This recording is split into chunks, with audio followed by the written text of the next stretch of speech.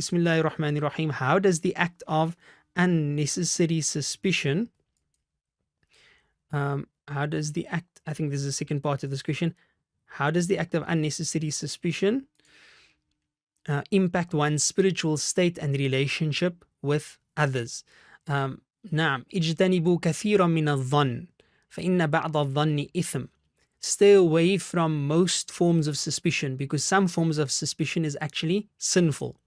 Unnecessary suspicion can damage a community, it can damage trust, and it can damage individual relationships. This may lead to hostility, to isolation, and to jealousy. It may even lead to rancor or hatred of one another. This is why the Quran explicitly states abstain, avoid, like the plague, stay away from assumption and suspicion. Some of this is actually sinful. It will cause corruption of the heart, leading to a negative spiritual state. Instead, what we should practice is the sunnah of husnul dhan. Unfortunately, this is something that we grossly lack.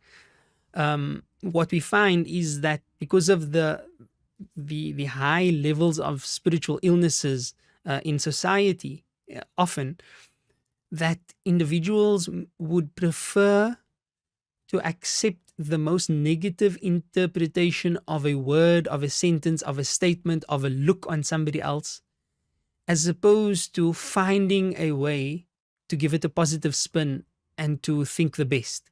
So, for example, somebody may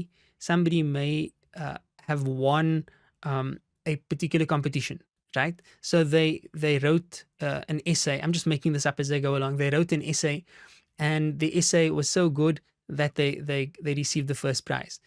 Others may look at the situation. Now, this person, for example, has never written something before in their lives that they know of. So they are suspicious immediately. Oh, they cheated. Oh, they had it written through AI or somebody else wrote it for them, and we think the worst. As opposed to finding the best type of interpretation of the situation. Perhaps this person went through extensive training. Perhaps this person had assistance and was really aiming towards this for a long time.